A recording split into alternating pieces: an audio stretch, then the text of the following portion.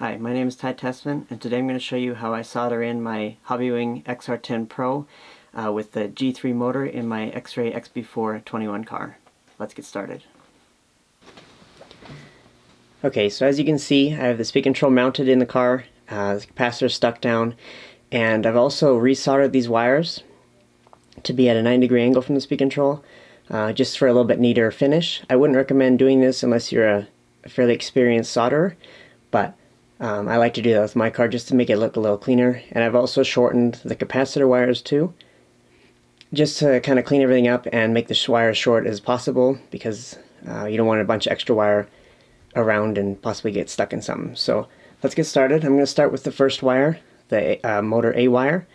I'm going to hold it up to roughly where I want to put it and kind of measure how far I want to cut it at. So I'm going to take a body scissors and cut it off at the right length.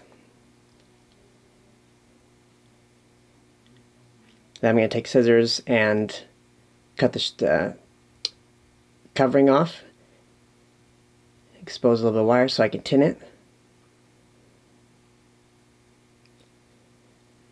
So I'm going to get a good tin on this, make sure the whole wire is covered and has a good amount of solder on it.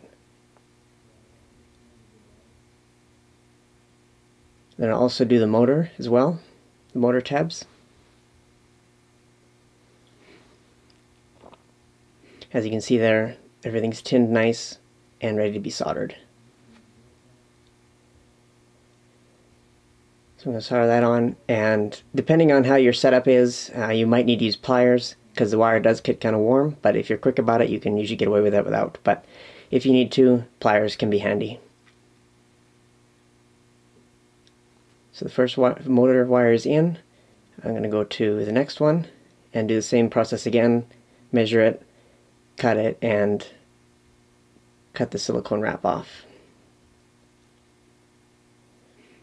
Once I pull the wrap off, I usually give the wire a couple twists just to clean up any stray wires and make sure it's nice and tight for when it tins it. So I'll go and tin it again, make sure I got a good amount of solder on there so that it can hold good.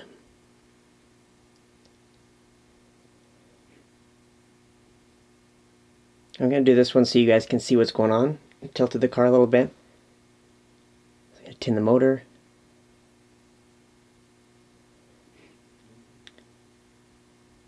And then hold it till you'll be able to see when you're soldering it. It's a little bit hard to see in the video, but up close you can see the solder melting, and kind of when both sides are melted, then that's a good amount of solder or a good amount of heat, and then just let it cool. Go with the third one, same process again, measure, cut, and strip the silicone off of it.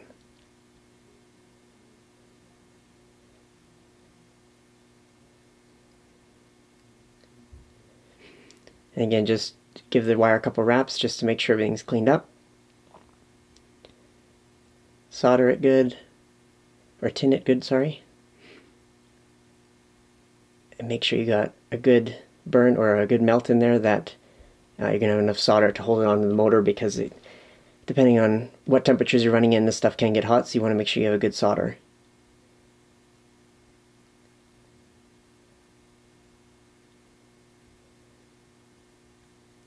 Wire's kind of getting a little bit hot there, but it's not too bad. So as you can see, all three wires are on there, nice and tight and clean. A little bit of wiggle room just for chassis flex. I don't make the wires super tight or just the right amount of length. I give a little bit extra. So we're going to go and do the battery wires now. I like to put the battery in the car so I can tell for the length again.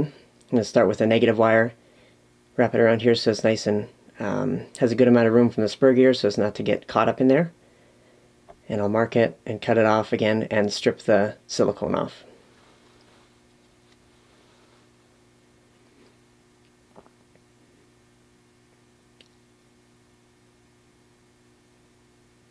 I like to use a little jig for my bullet connector to sit in.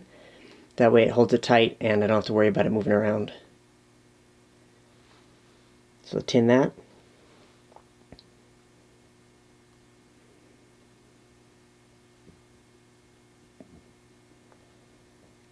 and tin the wire. For the bullet connectors, there's usually a little groove in it where the wire can sit, so make sure you put the wire aligned with the groove just so it has a little bit of a cleaner solder. Then you can have the joints a little bit cleaner and smaller, and just it'll hold better too as well. So solder that in, let it cool a little bit, and then I can take it out of the jig. And I'll go into the positive one. I'm going to measure it again for length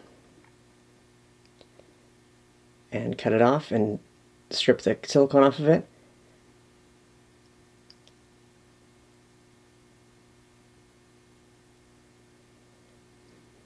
And also for the positive wire, I'm going to put a little piece of red shrink tubing on the wire. So once I put the bullet connector, I'll shrink it on near the plug, and that way when you go to plug your car and you're sure of the positive, you don't have to try and trace it back to the speed control. You can know that it's easy to see for when you plug your battery in. So what I mean by tinning is I'm going to put solder on the wire so that there's lots of solder within the threads of the wire, so it can have a good hold on whatever you're soldering it to. And do the same for the bullet connector. Again, keeping an eye on where the groove is, because once it's tinned, sometimes it can be hard to see, so kind of keep the orientation of where the groove is, so you can put the wire in there.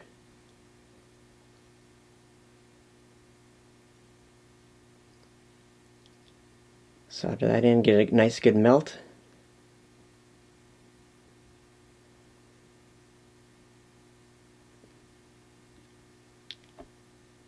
And then now I'm going to go and put the shrink wrap close to the plug and shrink it on.